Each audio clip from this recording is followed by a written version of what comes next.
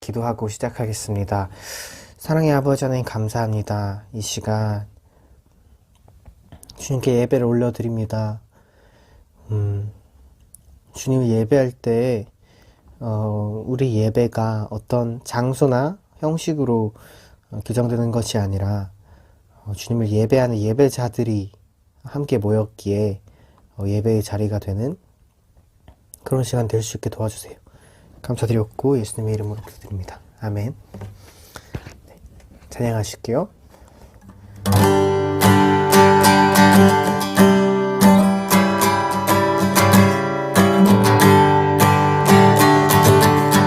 슬픈 마음 있는 사람, 슬픈 마음 있는 사람, 예수 이름 믿으며 영원토록 변함없는 깊은 마음 얻으리. 예수의 이름은 세상의 소망이요, 예수의 이름은 천국의 기쁨일세. 존귀하신 주의 이름 너의 방패 삼아라. 환난 시험 당할 때에 주께 기도드려라. 예수의 이름은 세상의 소망이요,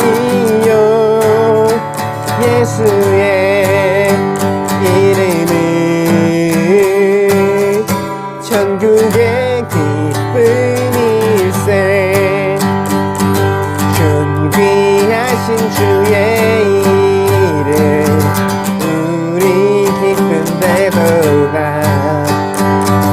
주의 품에 안길 때에 기뻐 찬송 부르리. 예수의 이름은 세상의 소망이요, 예수의 이름은 천국의 기쁨일세. 우리 갈 길 다 간 후에 보좌 앞에 나가 왕의 왕께 경배하며 면류관을 드리리. 예수의 이름은 세상의 소망이요, 예수의 이름은 천국의 기쁨일세. 이 시간 함께 같이 기도했으면 좋겠는데요. 정말 이 찬양의 가사가 우리 고백이 되길 원합니다. 슬픈 마음이 있을 때 그 예수 그리스도 안에서 우리를 언제나 받아주시고 사랑의 품으로 인도하시는 그 주님 안에서 우리가 위로를 받을 수 있는 그런 인생 될 수 있도록, 그래야 하여서 그 예수 그리스도의 사랑과 은혜를 이 세상 가운데 또 전하며 세상을 선하게 변화시키는 그런 자들로 살아갈 수 있게 해달라고 시간 잠깐 같이 깊게 기도했으면 좋겠습니다. 기도드리겠습니다. 사랑의 아버지 하나님 감사합니다. 주님, 우리가 삶을 살아가다 보면 슬플 때가 있습니다. 낭망할 때가 있고 외로울 때가 있고 지칠 때가 있습니다. 주님, 그럴 때 우리 주님을 바라보게 해주세요. 주님을 바라보게 해주시고 또 주님이 우리 주변의 사람들을 통하여서 우리에게 주시는 그 위로를 누리게 해주세요. 주님, 그 경험이 우리 삶 가운데 축적되어서 우리 삶이 보다 풍요로워지고, 그래서 거저 받은 자들이 또 거저 주는 우리가 살고 있는 이곳을 한층 더 더불어 살기 좋은 곳으로, 아름다운 곳으로 만드는 그런 자들 되게 하여 주세요. 주님, 예수 그리스도께서 하셨듯이 모든 벽을 허무시고 하나 되게 하신 그 주님의 역사가 우리 삶 가운데, 우리 삶을 통하여 일어나길 소망하오니 우리 인도하시고 붙들어 주세요. 사랑의 아버지 하나님, 감사합니다. 우리가 그 주님의 율례들을 알고 주님의 법도를 알고 그것들을 따라서 살아가게 하시니 감사드립니다. 우리의 삶이 반듯하게 주님께서 명령하신 것들을 따라서 걸어갈 수 있도록 도와주시옵시고,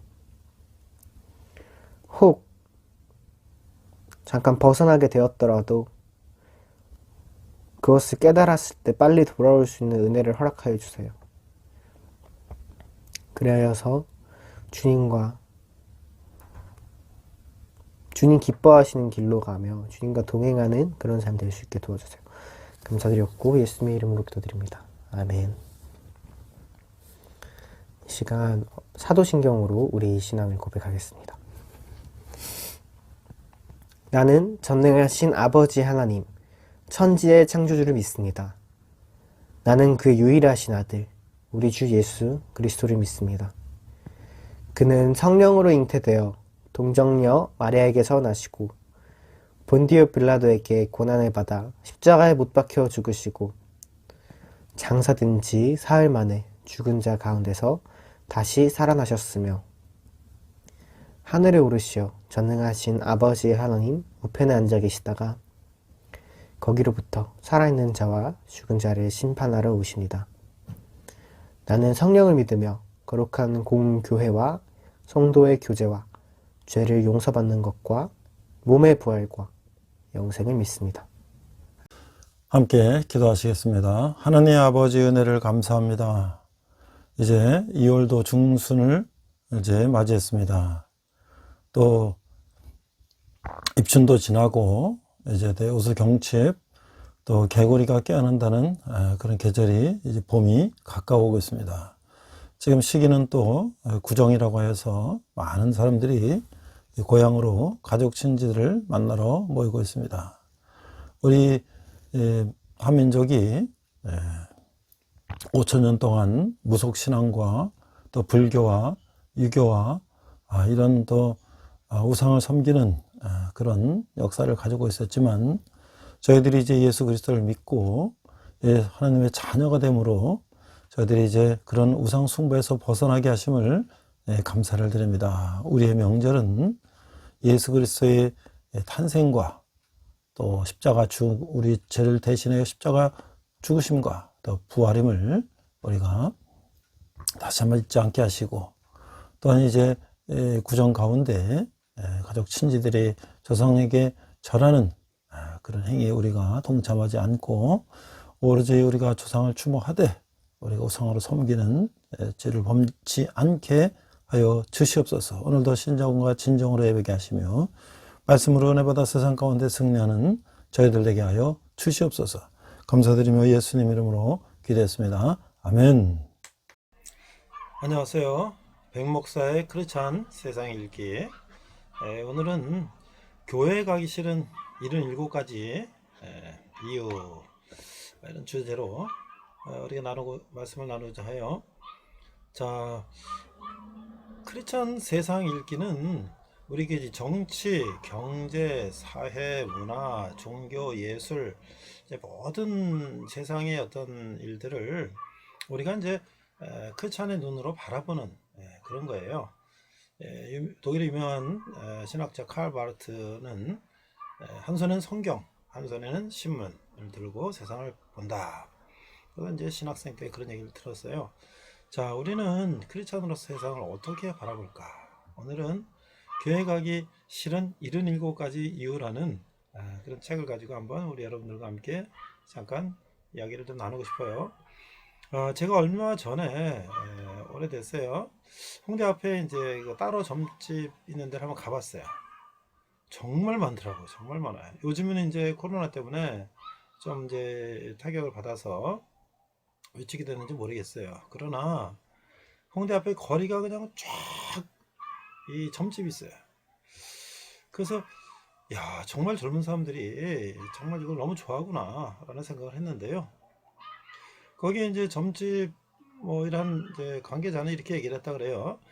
따로 기름을 점치기보다는 점을 통해서 고객의 심리 치료를 돕는다라고 생각한다. 그러면서 이제 세상 모든 역술이는 일종의 정신과 의사를 한다고 보면 된다. 이 때문에 점을 맹신하거나 매달리기보다는 주의 정도로 여기면 된다. 이렇게 이제 얘기를 했다 그래요. 물론 이제 많은 젊은이들이 그 다른 점집 가서 뭐 심각하게 막 이제 그런 거를 이제 거기에 의존하거나 그러지는 않을 거라고 생각을 해요. 그렇지만 자신의 인생이나 자신의 앞길, 자신의 어떤 그 꿈과 비전을 그 역술인에게 의존해서 그런 어드바이스를 참고를 한다는 거. 이게 젊은이들하고는 안 맞는 거 아닐까요? 젊은이들은 어떠한 위험과 난관이 앞에 있더라도 그것을 스스로 힘으로 극복해 나가는 것이 젊은이들의 기상인데, 그런 것들을 의존해서 그런 것들의 도움을 받아서 심리적인 안정을 갖고 또는 뭐 여러 가지 위로를 받거나 이제 그런다는 얘기를 듣고 좀 젊은이들이 좀 아쉽다 그런 생각은 좀 했어요. 자, 그런데 제가 오늘 이야기하고 싶은 건 뭐냐면 교회 가기 싫은 이런 7가지 이유라는 이런 책이 있었어요. 자, 지금 왜 제가 앞에서 따로 점집과 교회라는 것을 두 가지 대비해서 얘기했는가? 따로 점집에 가면 아마 웬만해서는 뭐 저는 잘 안 가봐서 모르겠습니다만 뭐 TV나 보나 여러 가지 이렇게 보면 되게 좋은 얘기 할 것 같아요.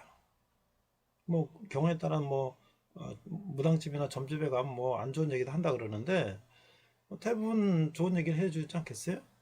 자, 그러나 교회는 어떻죠? 교회는 때로는 이 성경 말씀을 이제 전하기 때문에 성경 말씀은 좋은 것도 있지만 거기는 실패한 거, 좌절한 거, 배신한 거, 죄진 거, 뭐 여러 가지가 있잖아요. 그래서 그런 것들을 그대로 얘기하니까 어떤 것들은 내가 듣기가 마음이 거북하고 내가 불편한 거야. 그래서 사람들이 이제 교회에 대해서 좀 거부감을 갖고 있죠.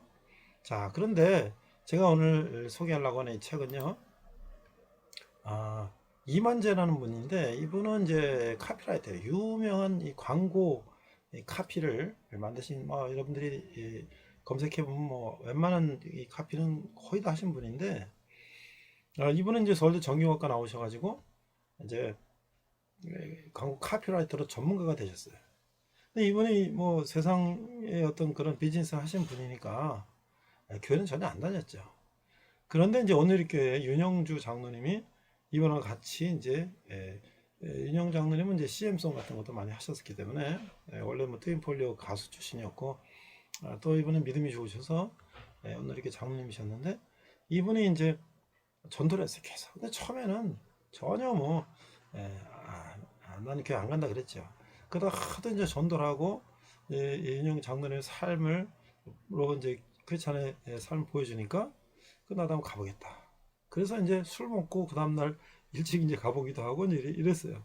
그러면서 이분이 이제 예수를 믿으면서 완전히 생초보인 입장에서 왜 젊은이들은 교회를 안 갈까? 그래서 이제 그 광고 아카데미에서 젊은 청년들에게 교회 안 가는 이유를 한번 대보라 그래갖고 그 리스트업을 하고요.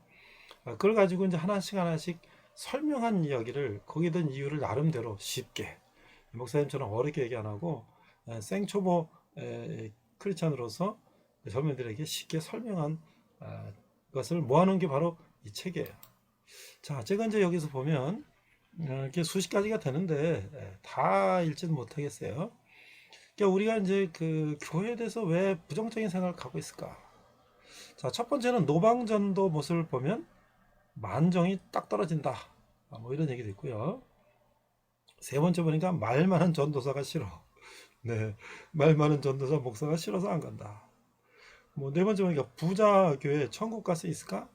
교회가 뭐 건물이 엄청 크고 부자이고 그러는 거에 대해서도 부정적인 생각도 있고요. 그 다음에 뭐 술, 담배도 이해 못하는 교회. 이런 것들. 또 여덟 번째 보니까 타종교, 타종파에 대해서 너무 배타적이다.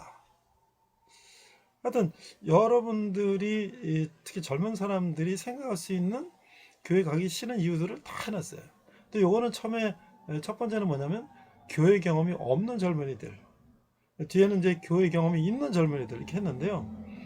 그래서 조용한 교회가 됩니다. 지금은 이제 여러 가지 코로나 상황으로 인해서 예배 드리기 어려운 상황이지만, 하여튼 전에 얘기해 보면 뭐 팔자 편한 사람들의 교회다. 또 동정녀 마리아 그 잉태가 이상하다. 뭐 이런 것부터 시작해서 또 꼭 교회 갈 이유를 모르겠다. 22번째 보니까 광란의 기도원 풍경이 아주 혐오스럽다. 이런 것도 있고요. 또 26번째 보니까 교회 요구사항이 뻔하다. 또 돈 내면 천당서 갚아준다. 뭐 이런 얘기도 있고, 또 여기 이런 얘기도 있어요. 30번째 보니까 내가 유흥업을 하는데 내가 어떻게 예수를 믿겠냐. 뭐 이런 얘기도 있고, 죽은 후에 천상구에서 영생할까?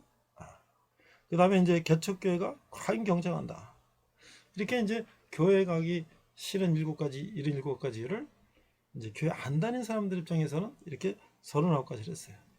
자, 그러면 또 교회 경험이 있는 젊은이들은 또 어떻게 얘기했나 봅시다. 이거 좀 재밌을 것 같죠? 자, 40번째 보니까 각종 모임 참석 강요가 많다. 기업화된 교회의 위화감이 싫다. 45번째 보니까 교회에서 진짜 신앙인을 못 봤다. 예, 뭐 이 말도 교회 다니는 사람으로서 참 반성해야 될 것 같아요. 자, 교회는 또 하나의 계급 사회다. 그렇죠. 뭐 목사, 장로, 뭐 집사 이렇게 서열이 또 있죠. 네. 교인들은 재미가 없다. 그렇죠. 왜냐하면 바른 얘기도만 하니까. 그렇죠. 헌금 명단을 공표하는 게 속보인다. 뭐 이런 얘기도 있고요. 자, 목사 수준이 낮은 것 같다. 이런 얘기도 있습니다. 이중인격자가 많아서 싫다. 이런 얘기 있고요. 60번째 보니까 헌금 따라 사람 대접이 달라진다. 그 다음에 뭐 엉터리 목사가 많다. 뭐 이런 목사에 대한 부정적인 것도 많아요. 사기꾼 목사도 많다. 예수님 좋아하는 교회는 싫다. 그렇죠? 또 이건 이런 얘기 있어요. 자신의 이중생활이 가책스럽다. 그렇죠. 내가 교회 가서는 거룩한 척하는데 내가 집에서는 또 내 개인적으로는 그렇지 못하니까 신분 차별 때문에 벽을 느꼈다. 이렇게 해서 77가지가 이제 이렇게 쭉 됐어요. 자, 저는 군대에 있는 우리 형제들에게도 처음에 교회 나온 형제들에게 주로 이렇게 얘기를 해요.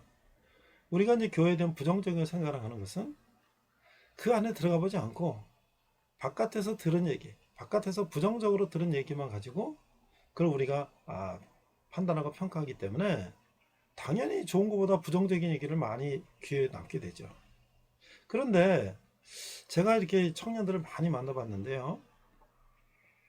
초중고등학교에서 중고등학교 같은 경우에 대학도 마찬가지고요. 미션스쿨, 뭐 기독교나 카톨릭이나 이런 미션스쿨을 다녔던 형제들은요. 거기서 이렇게 설교도 들어보고 예배도 참석해보고 거기 이제 목사님들이나 뭐 여러 이제 또 크리스찬 학생들이 많을 거 아니겠어요? 그런 학생들을 접해보면 내가 바깥에서 부정적으로 생각한 것보다 같이 만나보니까 특별히 뭐 그렇게 부정적일 것도 없을 것 같고 뭐 다 나름대로 열심히 사는 사람들인데 이런 생각을 해서 오히려 미션스쿨을 다녔던 그런 형제들은 교회에 대해서 부정적인 게 적어요. 근데 일반 학교를 다니고 그냥 귀로 듣고 부정적인 게 머리에 많이 남고 하는 사람은 교회에 대해서 상당히 그런 이제 안티한 마음을 갖고 있더라고요. 그래서 우리가 오늘 교회 가기 전에 이런 것까지 일을 생각하면서 먼저 우리 교회 안에 있는 사람들은 우리가 어떻게 세상에 많은 사람들에게 교회를 더 가기 쉽고 또 좋아하고 그렇게 만들 수 있을까라는 것들을 한번 우리가 생각해야 될 것 같고요. 반면에 또 우리 교회에 박혀 있는 분들은 교회에 대해서 사실 교회가 나쁜 짓 하라고 가르치는 건 없잖아요. 저는 늘 그렇게 얘기합니다. 교회가 착하고 좋게 살아라 그러지 나쁘게 살고 남을 해치고 이렇게 살라고 그러지 않는 거잖아요. 그리고 우리가 많은 것들은 과장된 것들이 많죠. 그래서 한번 어떤 기회를 통해서라도 친구 따라서 또 주위의 가족을 따라서 교회를 한번 나가길 바라요. 특별히 우리가 이제 어려울 때, 이럴 때일수록 우리는 더 어떤 절대자에게 의지하고 그런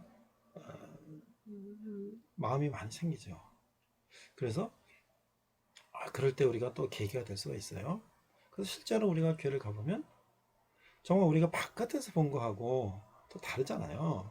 우리가 항상 세상 일이라는 게 바깥에서 보는 거하고 그 안에다 들어가서 보는 건 또 다르죠. 그래서 한번 그런 것들을 우리의 선입견이라고 그러죠. 선입견을 벗어버리고 한번 우리가 들어가서 보고, 그래도 내가 맞아, 내가 바깥에서 생각한 거하고 맞아, 똑같아, 그래서 나 정말 싫어 라면 뭐 할 수 없겠지만, 바깥에서 생각한 거하고 실제로 들어가 보면 내가 생각하는 다르네. 그러더니 학교에 이제 성경도 가르치고 크리스찬들이 많은 이제 학교인데, 이제 그렇지 않은 아내 학생들도 함께 이제 성경 공부하고 뭐 하고 이제 이렇게 하다 보면 크리스찬 학생들 열심히 하는 거 보면 자기들도 열심히 공부하고 열심히 생활하는 거 보면 그래, 나도 좀 저 학생을 보니까 나도 좀 교회 나가고 싶다, 이렇게 말보다는 그들의 행실을 통해서 이렇게 이제 좋은 선한 영향을 끼치는 경우가 많더라고요. 그래서 오늘 우리가 교회 가기 싫은 77가지 이유라는 것을 한번 잘 생각해 보면서 우리가 더 세상 가운데 교회가 더 정말 아름다운 향기가 나고 빛과 소금이 될 수 있게 위해서는 우리가 어떻게 해야 될까 한번 우리가 생각해 보는 그런 시간이 됐으면 좋겠어요. 자, 이상 백목사의 크리스찬 세상 읽기였습니다. 자, 오늘은 우리가 이 사도행전 7번째 시간으로서 바나바와 바울이 안디옥 교회에서 목회함, 부제는 교회에 가기 싫은 77가지 이유, 이런 부제로 말씀을 나누고자 합니다. 오늘 본문은요, 사도행전 11장인데 24절, 25절, 26절을 우리가 한글과 한문으로 읽도록 하겠습니다. 24절, 바나바는 착한 사람이요 성령과 믿음이 충만한 사람이라. 이에 큰 무리가 주께 다하여지더라. 바나바가 사울을 찾으러 다소에 가서 만남에 안디옥에 데리고 와서 둘이 교회에 1년간 모여 있어 큰 무리를 가르쳤고, 제자들이 안디옥에서 비로소 그리스도인이라 일컬음을 받게 되었더라. 자, NIV 성경은요 이렇게 되어 있습니다. He was a good man, full of the Holy Spirit and faith, and a great number of people were brought to the Lord. 25절, Then Barnabas went to Tarsus to look for Saul. 26절, And when he found him, he brought him to Antioch. So for a whole year Barnabas and Saul met with the church and taught great numbers of people. The disciples were called Christians first at Antioch. 이렇게 돼 있어요. 자, 우리가 바나바라는 인물을 우리가 한번 살펴보면, 바나바는 위대한 지도자의 가능성을 보는 지도자였다.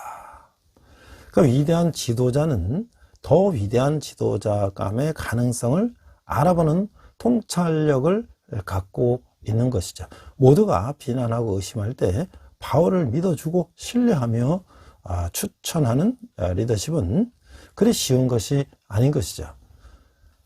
옥에 갇혔던 이순신 장군을 사면시켜서 백의종군하게 한 정탁이 없었다면 오늘날의 충북은 없어질 것이다. 우리 역사에서도 그런 전례를 찾아볼 수가 있는 것이죠. 우리가 이제 한 사람이 좌절할 수밖에 없는 처지에 있을 때 권면하고 위로하며 지도자로 설 수 있도록 밀어준 우리 경험이 있는가? 아직 불확실한 점이 많은 사람을 지도자로 추천하는 것은 자신의 명예와 장래를 거는 일이죠.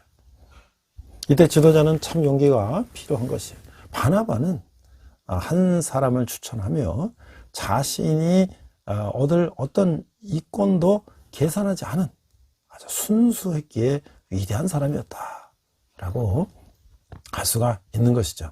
시간이 지나며 바나바와 사울이라는 호칭이 차츰 바울과 바나바로 바뀌는 것에서 보듯이 자신이 도왔고 또 세웠던 바울이 자신보다 더 큰 지도자로 떠오르게 된 것을 전혀 꺼리지 않았다고 하는 거예요. 오히려 기뻐했을 것이다. 바나바는 바울이 자신의 분야에서 순수했기에 위대한 사람이었다라고 하는 것이죠. 그래서 뛰어난 지도자가 됐을 때도 기꺼이 곁에서 도와준 그런 사람이었다. 참으로 겸손했던 지도자요. 위대한 사람을 지도자로 끌어줄 수 있는 인물이었다라고 성경은 기록하고 있습니다. 우리는 바나바의 일생을 통해서 가능성 있는 지도자를 알아보고 멘토링해서 자신보다 더 큰 지도자로 길러내는 삶을 배워야 할 것이죠. 바나바는 물질의 헌신 이상으로 기억되는 지도자였던 것이에요. 그래서 그는 오랜 세월 속에서 요셉이라는 이름보다 바나바로 곧 권위자로 기억되고 일컬어지는 것이다. 위로를 권하는 자. 사도행전 11장 19절 그때 스데반일로 일어난 환란으로 말미암아 흩어진 자들이 베니게와 구브로와 안디옥까지 이르러 유대인에게만 말씀을 전하는데 그 중에 구브로와 구레네 몇 사람이 안디옥에 이르러 헬라행이라도 말하여 주의 소리를 전파하니 주의 손이 그들과 함께 하심에 수많은 사람들이 믿고 주께 돌아오더라. 자, 이 예수 믿는 사람을 이제 박해했기 때문에 흩어졌던 그 예루살렘 성도들 중에 그 안디옥에서 그리스 사람들에게 복음을 전한 열정적인 사람들이 있었던 거예요. 주님의 손이 그들과 함께 하셨고 그 결과 수많은 사람들이 예수를 영접하는 놀라운 역사가 나타났던 것이죠. 주의 손이 함께 하셨더라라는 것은 하나님의 그 이방 선교를 기뻐하셨음을 말해주는 거예요. 자, 사도행전 그 11장 19절은 뭐냐면 안디옥 교회는 고난을 통해서 생긴 이 교회다. 고난을 통해서 오히려 더 부흥이 되었다라는 거죠. 자, 이 예루살렘의 그리스도인들을 향한 박해가 이제 시작됐어요. 그 첫 희생자로 우리가 앞에서 본 것처럼 스데반이 돌에 맞아 죽었어요. 온 시내에 피바람이 불고 믿는 사람들은 자연히 이 사방으로 흩어지게 됐던 것이에요. 그때 많은 성도들이 안디옥으로 피난을 갔어요. 이 성경에 나오는 그 안디옥은 이 두 곳이 있는데 하나는 비시디아 안디옥이 있고 하나는 이 수리아의 안디옥이 있어요. 이 수리아의 안디옥은 당시 로마와 알렉산드리아, 그러니까 로마는 이제 이태리 반도의 중심 도시소죠. 알렉산드리아는 이집트에 있는 그런 학문의 도시. 그 다음에 이제 세 번째 큰 도시가 바로 안디옥이었다. 그 당시 인구가 50만 명이나 되었다. 지금도 인구 50만이면 대도시인데 그 당시에 인구 50만이 됐다. 이 도시는 사람들이 숨어 지내기가 수월했을 것이고 그 피난민들은 자연히 거대한 도시 안디옥에 모여들었던 것이죠. 박해를 피해 모인 성도들은 그곳에 교회를 세우고 열심히 기도했어요. 감사한 일이죠. 그러나 예루살렘 사도들이 이 사실을 알고는 바나바를 파송하였고 후에 이 교회는 큰 교회가 되었어요. 그러니까 안디옥 교회는 죽음이 난무하는 무서운 환란의 시절에 환란 때문에 세워진 교회인 것이죠. 이 전화위복이 된 거예요. 환란이 교회를 탄생시킨 것이죠. 자, 이게 우리가 환란을 사람들은 받게 되는데 그 환란이 환란으로 끊는 것이 아니라 그것이 오히려 우리에게도 전화위복으로 삼는 그런 축복이 있을 수 있다고 하는 것이죠.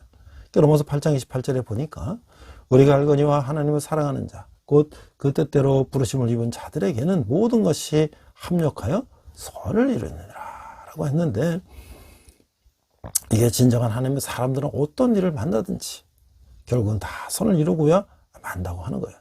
하나님의 사람들에게는 진정한 의미에서 무익한 환난은 하나도 없다고 하는 것이죠. 때로는 가정에서 무서운 박해가 있을 수 있어요. 그러나 그 박해가 결국은 온 가족을 구원하는 계기가 될 수 있다라고 알 수가 있는 것이죠. 오늘 이 사건 후에 바울 사도와 동역자 실라는 한 여종에게 붙어있던 귀신을 쫓아준 일로 매맞고 또 감옥에 갇히게 돼요. 그러나 그대로 절망하지 않고 전하 이복의 하나님께 찬양하고 기도드려요. 자, 그를 계기가 돼서 마침내 그를 지키던 간수와 가족들이 구원받는 거예요. 자, 이 안디옥 교회는 죽음의 길을 피해서 피나갔던 사람들이 세운 교회라고 하는 것이죠. 자, 사도행전 11장 21절에 보니까 주의 손이 그들과 함께 하심에 수단 사람이 있고 주께 돌아오더라. 이 교회는 주님의 손이 함께 하셨어요. 주님의 교회인데 어느 교회는 주님이 함께 하시지 않겠습니까? 어떤 교회든 주님이 함께하는 교회인데 특별히 안디옥 교회는 주님의 손이 함께했다. 자, 이 주님의 손이 함께했다는 게 무슨 뜻이죠? 이 성경은 주님의 손은 창조의 손이에요. 기적의 손이에요. 축복의 손이에요. 그 회복의 손이에요. 주님의 손으로 사람들을 고침을 입었어요. 주님의 손으로 사람을 일으키면 일어났어요. 주님의 손으로 사람을 축복하면 복이 되었다고 하는 것이죠. 그 손이 닿는 곳에 기적이 일어났어요. 그 손이 닿는 곳에 기쁨이 있었어요.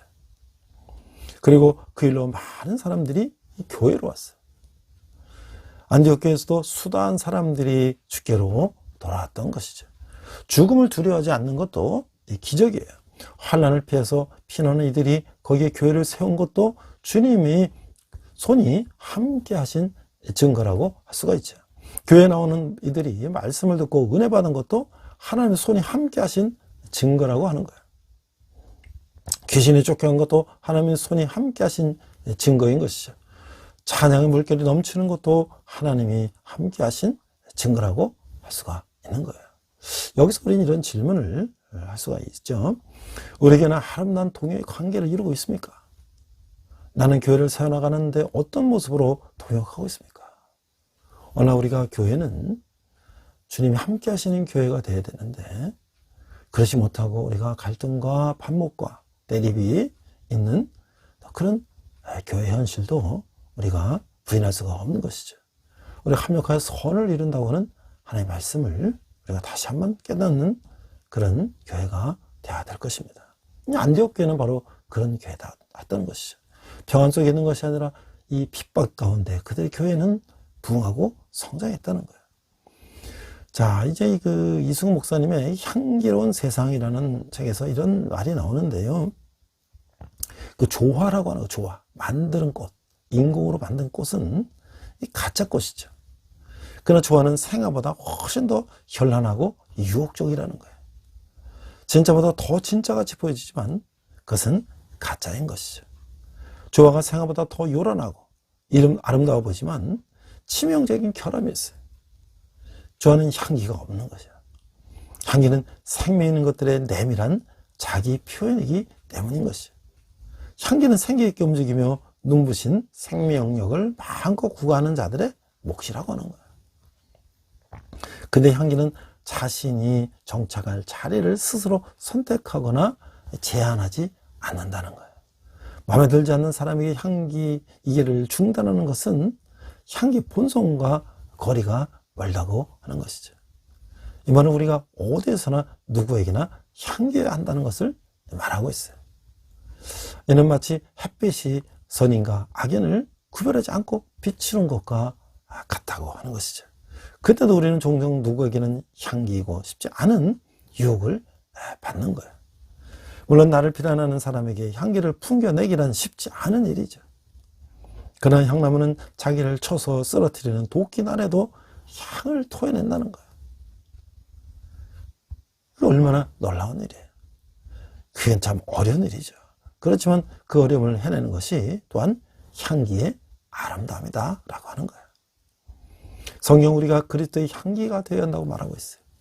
만약 우리가 향나무처럼 우리를 치는 도끼 날에조차 향을 뿌려 그 향기로 바꿀 수 있다면, 그럴 수가 있다면 그 조그만 향기의 확신으로 이 세상은 얼마나 더 눈부시고 아름답겠습니까?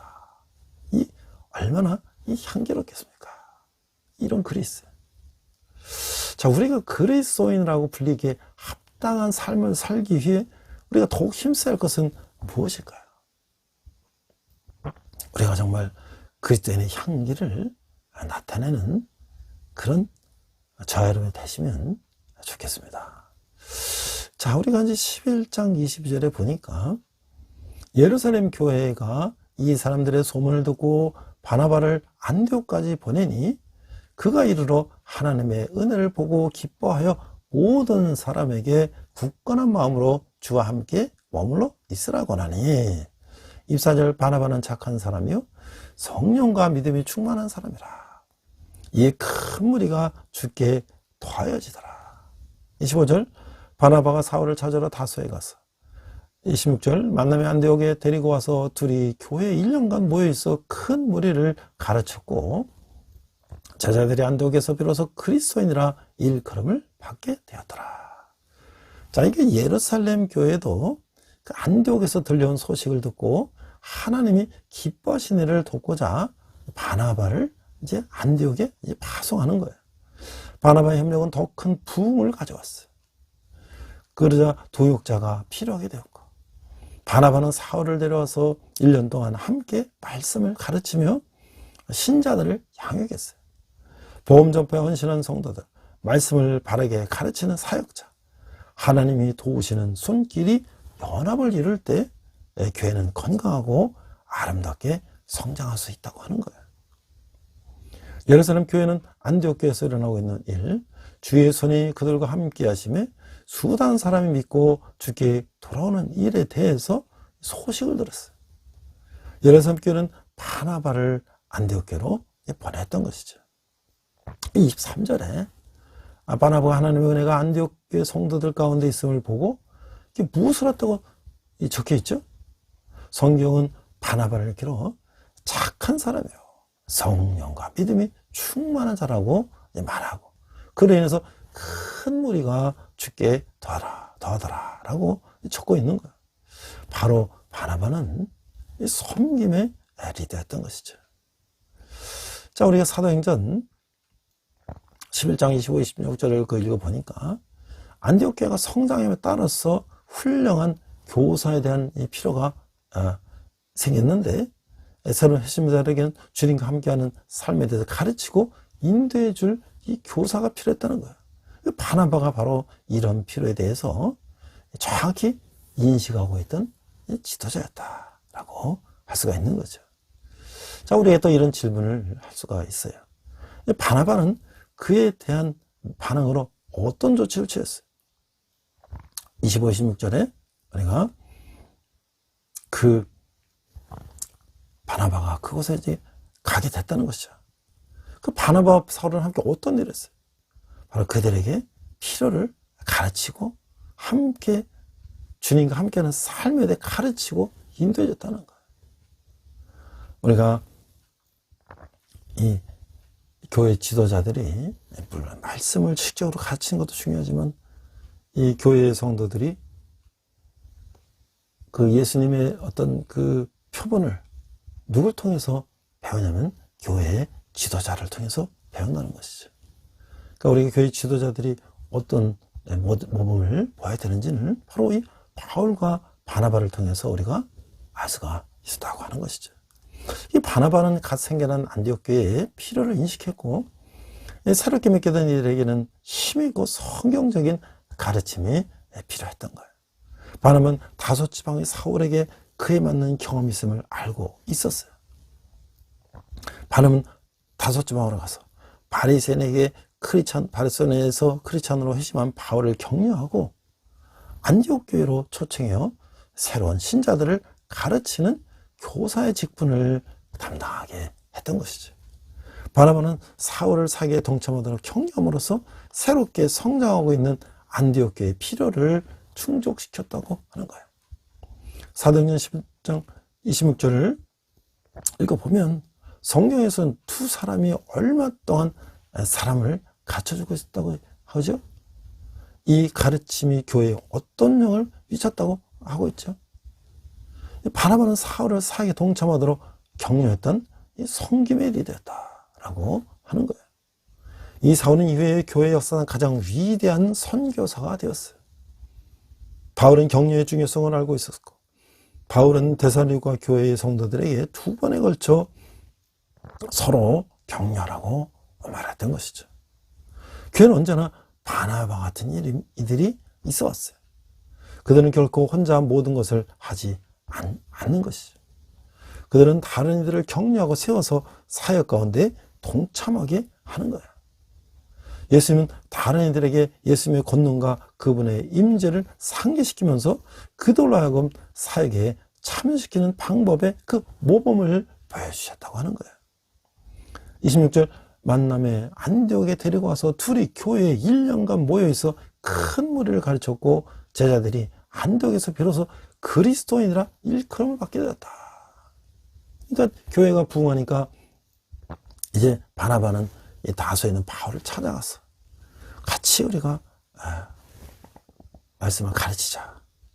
그래가지고 그들을 가르치며 교회가 부흥되고 비로소 안디옥 교회에서 크리스찬이라고 하는 이제 일컬음이 시작됐다. 오늘 우리가 일컫는 기독교인이라는 이 크리스찬이라는 말이 안디옥 교회에서 시작됐다는 거야.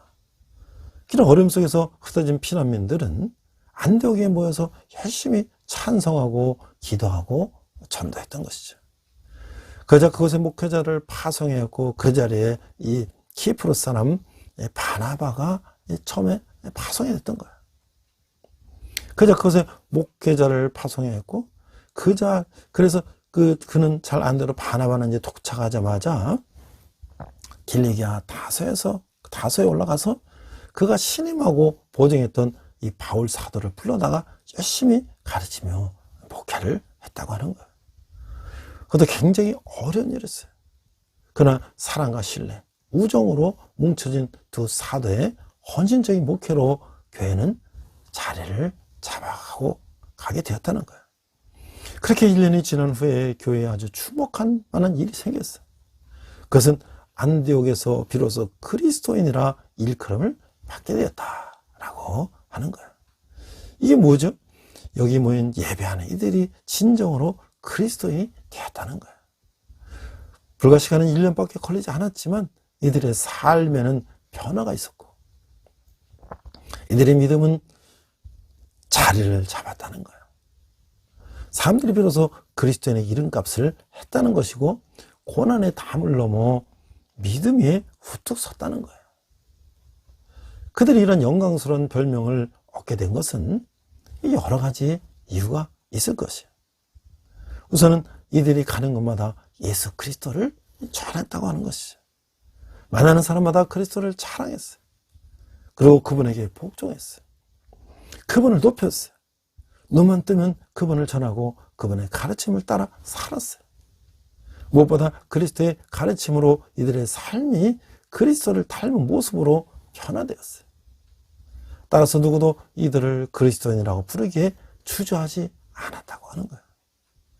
자, 우리가 이런 질문을 또 할 수가 있어요. 안디옥 교회 제자들이 그리스도인이라고 불리게 된 이유가 무엇일까요? 이 그리스도인이라는 명칭은 뭘까요? 이 명칭이 생기기 전에 흔히 예수 믿는 사람들을 나사렛파 혹은 갈릴리파 사람들이라고 이제 불렀는데 성도들끼리는 형제요, 또 제자요, 뭐 이렇게 불렀다는 거야. 성도요. 근데 다른 이들을 격려요. 자, 우리가 우리가 서로 이제 형제요, 성도요 하면서 권면하면서 가르치고 격려하는데, 자, 우리가 과연 나는 다른 사람들을 격려하여서 사역 가운데로 나오게 할 때에 나를 과연 신뢰하고 누가 나의 사역에 동참할 수 있는 그런 내가 사람인가? 뭐 우리가 나의 바나바를 보면서 나를 한번 이제 바라보는 것이죠. 내 삶 속에서 그들 하여금 내 초청을 받아들이지 않게 할 만한 요소가 혹시 있는지. 나는 내가 다 옳다고 생각하지만, 나는 내가 다 잘하고 있다고 생각하지만, 나의 그런 우리가 속된 말로 까칠한 부분, 내가 남하고 합력하지 못하는 부분, 무엇이 있을까? 우리가 한번 생각해 봐야 한다는 것이죠. 잠언 17장 19절에 보면 사람의 마음도 서로 비치느니라 라고 말하고 있어요. 내 마음은 다른 사람에게 어떻게 비춰지고 있을까요? 나는 굉장히 이기적이고 독선적이고, 나는 굉장히 아주 남에게 비판적이고, 그런 사람이면 과연 누가 나하고 동역하자고 할 때 나하고 동역에 동참할 수 있을까? 이런 질문에서 우리가 생각해 보면서 내가 스스로 나는 과연 바나바 같은 사람인가? 나는 어떤 사람인가를 우리가 한번 생각해 봐야 할 것이라는 것이죠. 자, 이 바울은 이 초대교회의 가장 영향력 있는 지도자다. 이 한 사람의 위대한 지도자는 하늘에서 뚝 떨어지는 것이 아니라는 거예요. 오늘 갑자기 나타난 것도 아니고, 하나님은 사람들이 알지 못할 때부터 한 사람을 지도자로 만들어 가신다 라고 하는 것이죠. 지도자가 되기까지의 과정을 이해하는 것이 중요한데, 지도자가 만들어지는 데는 하나님의 섭리와 이끄심이 있다고 하는 거예요. 심지어 불신자 시절에 과거에 만났던 역경과 돌파, 그리고 학교생활과 사회생활, 그리스도인이 되어 초기 양육과정과 소명을 받는 순간까지 포함한 여러 과정을 거쳐서 주님은 자신의 종을 만드신다는 거예요. 이 본문에 나타난 바울의 일생에서 우리는 그런 모습을 확인할 수가 있었죠. 이런 과정을 거쳐 하나님께서 세우신 지도자만이 자신의 소명에 대한 분명한 인식과 확신 속에서 부르심에 합당한 삶을 살 수가 있는 것이죠. 그로 인해 어떠한 역경 앞에서도 하나님의 인도와 보호에 대한 확신으로 흔들리지 않는 거예요. 근데 아무리 하나님이 세운 지도자라 해도 기회가 올 때 기회를 살릴 수 있도록 자신을 준비해 놓지 않으면 안 된다는 거예요. 그것이 바로 지도자의 역량이요, 실력이라고 하는 것이죠. 바울은 오늘날 그 리더십의 주요 특징 가운데 하나인 사람을 설득하는 능력까지 갖추고 있었다는 거예요. 사역의 상대를 알고 그의 역사와 문화 이해를 바탕으로 상대방을 인정하고 존중할 때 우리도 바울처럼 상대방을 설득시키는 의사소통을 할 수가 있다고 하는 거예요. 동시에 그는 지도자의 주요 성품인 겸손함과 투명함을 소유한 리더였다라고 하는 것이죠. 자신의 강점과 장점뿐만 아니라 약점과 문제점까지 솔직하게 드러낼 수 있는 것은 그의 내적 감에서 나온 것이다. 진정으로 강한 지도자만이 투명해질 수 있다고 하는 거예요. 오늘 우리가 수리안도교회에서 위로를 권하는 자, 이 바나바라는 인물, 그는 자기의 키프로스 섬에 있는 자기 밭을 팔아서 그것을 초대 예루살렘 교회에게 다 내놓을 정도로 정말 헌신적인 사람이었고, 또 그는 바울의 동역자로서 바울에게 세례를 주고, 또 바울이 이제 회심하고 이제 주의 복음을 전할 때 많은 사람들이 그 바울이 예수 믿는 사람을 박해하던 그 바울을 아직도 그런 사람으로 알고 있을 때 바나바는 그에게 그를 많은 사람들에게 회심한 바울을 이제 소개했고, 이제 바울은 드디어 이제 자기의 구역에 정통한 학문을 자기가 담에서 하던 도상에 만났던 예수 그리스도를 이제 이해하고 다시 자기의 모든 사상과 생각을 정리할 때에 바나바는 자기가 수리안디옥교회 지도자로 파송을 받았지만 교회가 부흥하며 성장함으로써 많은 사람들이 몰려오니까 그에 맞는 이제 지도자를 필요했을 때 그는 이제 바울을 찾아가서 바울을 모셔와서 같이 등용을 했는데, 결국은 위대한 바울이, 선교사 바울이 나오게 된 것은 바로 그 바나바의 헌신과 섬김이, 리더십이 있었다고 하는 것이죠. 그래서 드디어 그 수리안디옥 교인들은 이 크리스찬이라고 하는 이런 이제 불림을 받게 되었다. 오늘 우리가 기독교라는 건 영어로 크리스찬이티라고 그러잖아요. 이 크리스찬 사람들의 무리라는 것을, 그들이 믿는 종교라는 것을 이제 기독교라는 게 크리스찬이티라는 말이 바로 그리스도인이라는 말에서 나왔다는 것인데, 그것은 바로 안디옥 수리 안디옥 교회예요. 그것은 바로 바울과 바나바, 특별히 바나바를 통해서 그런 이름이 시작됐다는 것은 참으로 우리가 이 바나바의 리더십을 다시 한번 돌아보지 않을 수가 없는 거예요. 제가 이제 앞에서 또 영상을 하나 소개했는데요. 이 교회 가기 싫은 77가지 이유다. 이게 참 이게 오래된 책이에요. 제가 이제 한창 직장 생활 할 때, 제가 이제 기독 신회를 할 때, 거기에 이제 신회 회장도 하시던 선배, 부장님이 있었는데, 그분이 이제 광고 이런 업무를 하셨어요. 광고 실장을 하셨어요. 그래갖고 이제 그분이 CM송이라든지 이런 거를 또 윤영주 가수, 트윈폴리오 윤영주 가수는 오늘 이렇게 장로죠. 그분은 이제 나중에 계속 CM송을 작곡하고 노래하고, 그래서 그런 분들에게도 또 이제 같이 일을 하고, 그 다음에 우리는 이제 그 이름은 잘 생소하지만 그 유명한 그 카피라이터라는, 우리가 이제 그 광고 문구 같은 거 말이죠. 그런 거를 아주 기발한 그 아이디어로 그런 문구를 이제 이렇게 만들어내는 사람들을 우리가 이 카피라이터라고 하는데, 거기 유명한 이만재 씨라는 분이 정말 그 당시에 정말 기라성 같은 그런 광고계에 정말 대단한 인물들이었죠.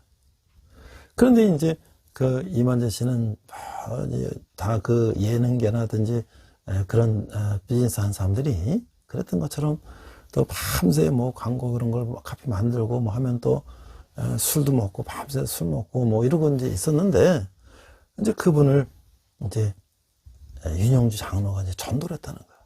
나랑 교회 한번 가자.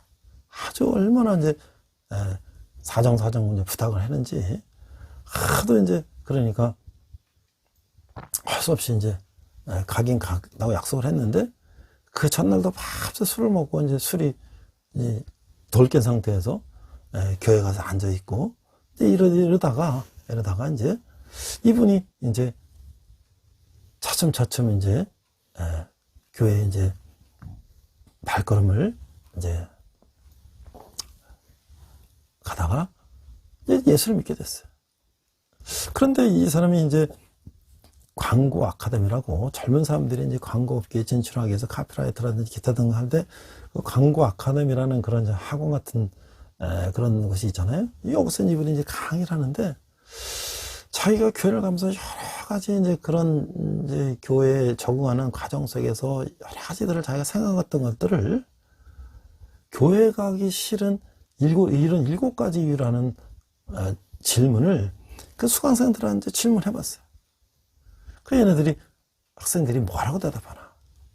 그래서 뭐 교회 뭐 목사님 어때서 싫다, 뭐 교회가 뭐 어때서 싫다, 뭐가 권위적에서 싫다, 뭐가 어때서 싫다, 이런 것들을 다 물어보고 그들의 이게 이제 쉽게 설명해 주는 거예요. 그래서 그런 77가지를 책으로 내 가지고 그 당시에 아주 대단한 기독교계에서 이제 베스트셀러가 됐는데, 지금 이제 그 얘기를 하는 거예요.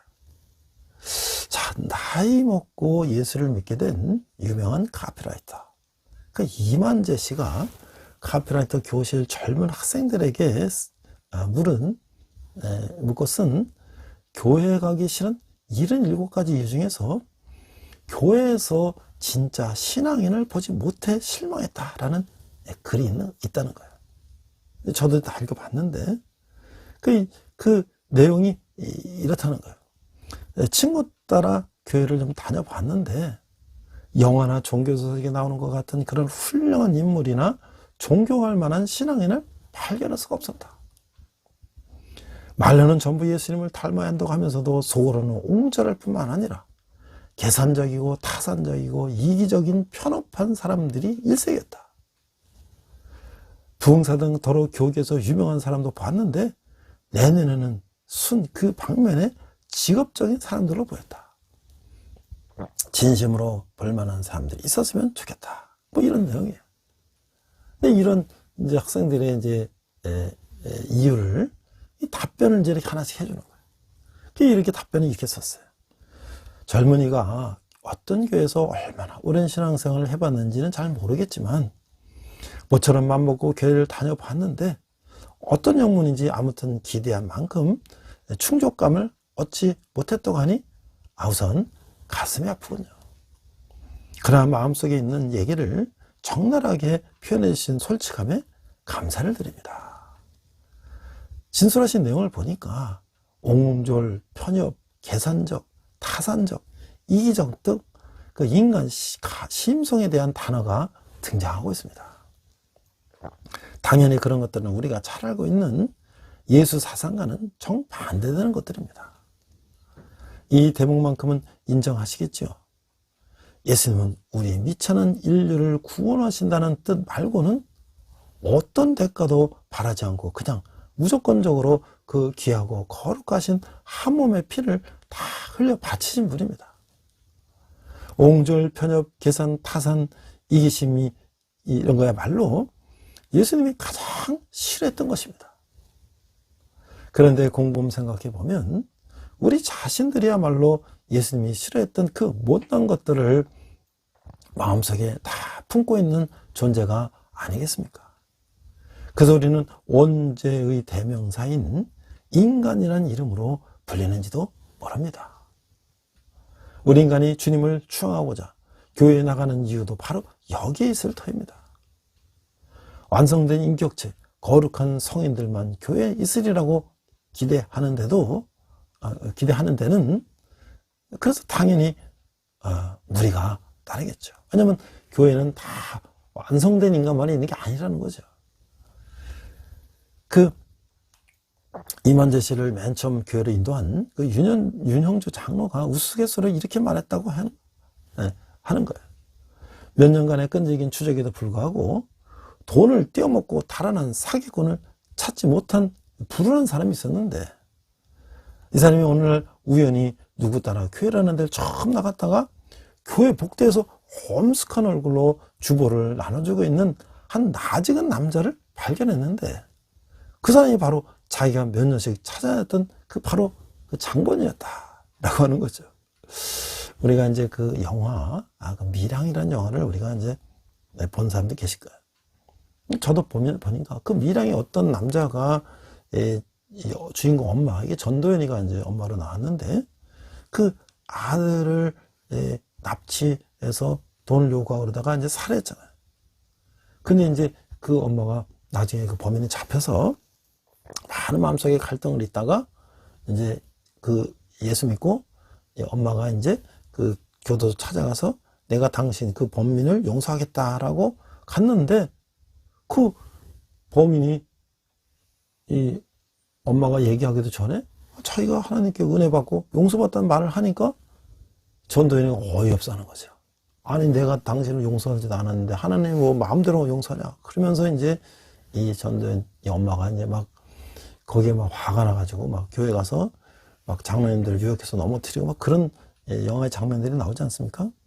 마치 이 교회가 너무나 이율배반적이고 내 돈을 사기치고 훔쳐간 도둑놈이 바로 교회에서 아주 거룩하게 주보를 나눠주고 있다는 모습을 보면 얼마나 이게 참 아이러니해요. 그래서 우리가 교회 생활을 하되 오직 하나님의 말씀만을 바라보고 하는 것이 바람직하다. 교회에서 사람 보지 말고 하나님만 보고 신앙생활 하라는 말이 그럴 수 있는 거죠. 인간이면 누구라도 신처럼 완벽할 수는 없습니다.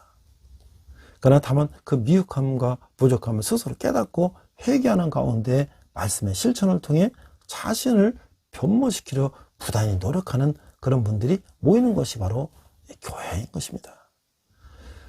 사족처럼 또 하나 곁들이자면 이런 추론도 가능합니다. 그렇다면 왜 교회는 그야말로 훌륭하고 거룩한 사람이 우리 눈에 그렇게 잘 안 띄는 것이냐 라고 물었을 때 거기에는 한 가지 분명한 해답이 나옵니다. 내 관찰 경험에 의하면 대부분의 교인들은 자기의 존재를, 자기의 선행을 잘 드러내지 않습니다. 그러나 실제로 교회 사람들을 세심히 들여다보면 크든 작든 나름대로 엄청난 눈물과 피와 땀에 자기 희생을 감수하면서 남을 위해, 예수를 위해, 사회를 위해, 복음 전도를 위해 성자 못지않은 지성으로 묵묵히 실천 헌신하는 분들이 부지기수로 많다는 사실을 알게 될 것입니다. 수면의 빙산의 일감만 보고서 깊고도 거대한 빙하의 규모 전체를 속단한다면 아마 그것은 젊음의 특권 밖의 일이 아닐까 싶습니다. 그러나 나는 아직 단정하지 아니랍니다. 나 자신도 한때는 그와 비슷한 생각의 울타리를 벗어나지 못했던 적이 있었으니까요. 명석한 젊은이가 언젠가는 제대로 눈 밝게 뜨실 날이 오도록 기도하는 마음으로 담아 이 글을 마칩니다. 자, 이게 이런 이제 식으로 많은 젊은이들에게 이 복음을 전하는 거예요. 그들의 눈높이에 맞춰서. 자, 이 그리스도인은 누굽니까? 바울은 갈라디아에서 5장에서 이렇게 말하고 있어요. 그 육체의 일과 성령의 열매인데 5장 16절 내가 이르노니 너희는 성령을 따라 행하라. 그리하면 육체의 욕심을 이루지 아니하리라. 육체의 소욕은 성령을 거스르고 성령은 육체를 거스리나니 이들이 서로 대적함으로 너희가 원하는 것을 하지 못하게 하려 함이니라. 너희가 만일 성령이 인도하시는 바가 되면 율법 아래에 있지 아니하리라. 육체의 일은 분명하니 곧 음행과 더러운 것과 호색과 우상 숭배와 주술과 원수 맺는 것과 분쟁과 시기와 풋냄과 당지는 것과 분열함과 이단과 투기의 술 취함과 방탕함과 또 그와 같은 것들이라. 전에 너에게 경계한 것 같이 경계하노니 이런 일을 하는 자들은 하나님 나라를 유업으로 받지 못할 것이요 오직 성령의 열매는 사랑과 희락과 화평과 오래 참음과 자비와 양성과 충성과 온유와 절제니 이 같은 것을 금지할 법이 없느니라. 그리스도 예수의 사람들은 육체와 함께 그 정욕과 탐심을 십자가에 못 박았느니라. 자, 또 로마서 12장 이렇게 말하고 있어요. 그러므로 형제들아 내가 하나님의 모든 자비하심으로 너희를 권하노니 너희 몸을 하나님이 기뻐하시는 거룩한 산 제물로 드리라. 이는 너희가 드릴 영적 예배니라. 너희는 이 세대를 본받지 말고 오직 마음을 새롭게 함으로 변화를 받아 하나님의 선하시고 기뻐하시고 온전하신 뜻이 무엇인지를 분별하도록 하라. 성령이 우리 삶의 역사시면 우리는 우리가 사는 세상을 본받아 살아가지 않고 하나님의 뜻을 알고 행할 수 있게 되는 것이죠. 변화받는다는 것은 지속적이며 점진적인 경험인 것이에요. 우리가 계속해서 성령에 복종하면 성령은 우리가 세상을 본받아 살지 않고 그리스도의 형상을 본받아 살게 해준다고 하는 것이죠. 마지막 질문을 하고 있습니다. 나는 하나님께 마음을 다해 최고의 예배를 드립니까? 매일의 삶에서 말씀대로 실천함으로 예배자의 삶을 살고 있습니까? 우리가 오늘 안디옥 교회에 크리스찬이라고 일컬음을 받은 그 교인들과 그들을 치료했던 바울과 바나바를 보면서 우리도 정말 진정한 크리스찬이 되기를 다시 한번 기도하기를 주님의 이름으로 축원합니다. 우리 기도하겠습니다.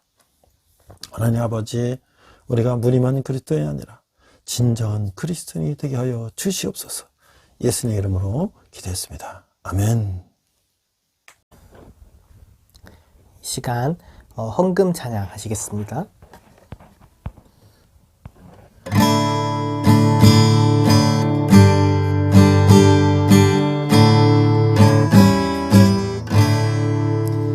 내게 있는 모든 것을 아낌없이 드리네. 사랑하고 의지하며 주만 따라 살리라. 주께 드리네. 주께 드리네. 사랑하는 구주 앞에 모두 드리네. 아멘.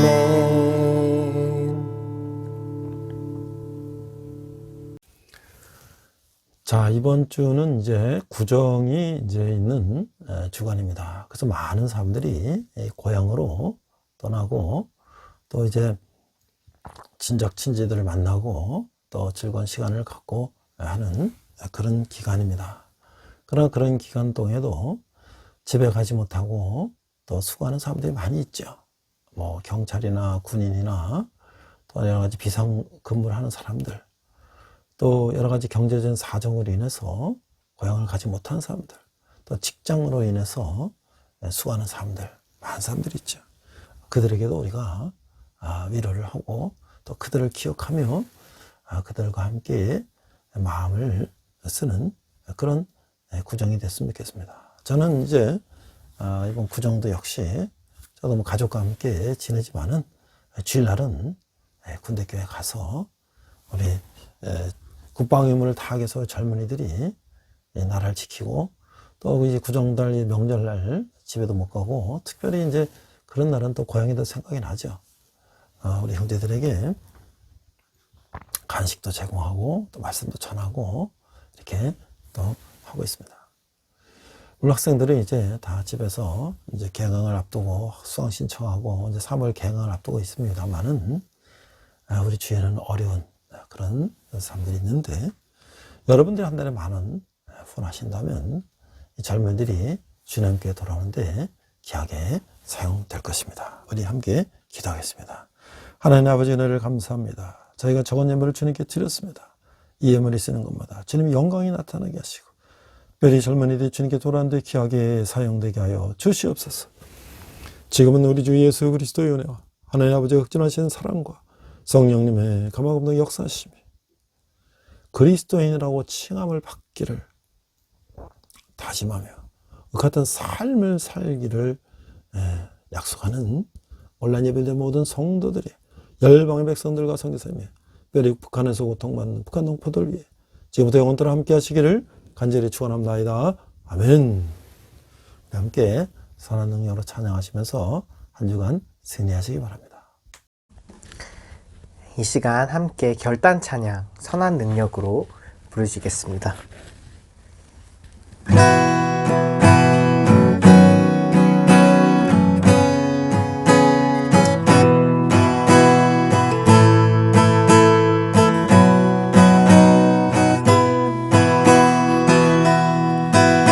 그 선한 힘에 고요히 감싸여 그 놀라운 평화를 누리며 나 그대들과 함께 걸어가네 나 그대들과 하늘을 여네 지나간 어물 어둠의 날들이 무겁게 내 영혼 짓눌러도 오 주여 우릴 외면치 마시고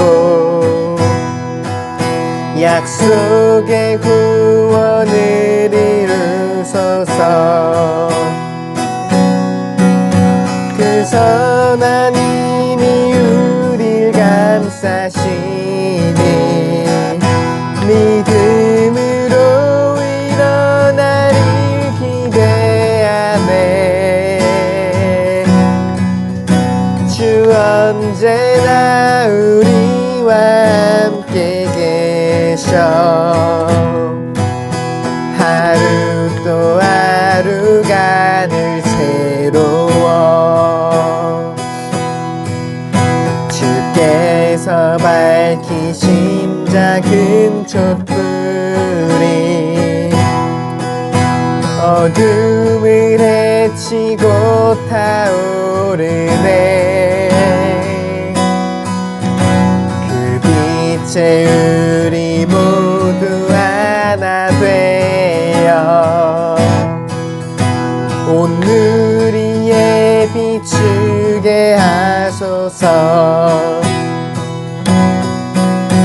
그 선한 힘이 우리 감싸시니 믿음으로 일어날 일 기대하네.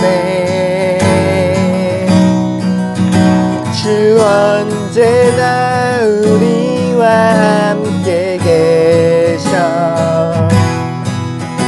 하루 또 하루가 늘 새로워. 이 고요함이 깊이 번져갈 때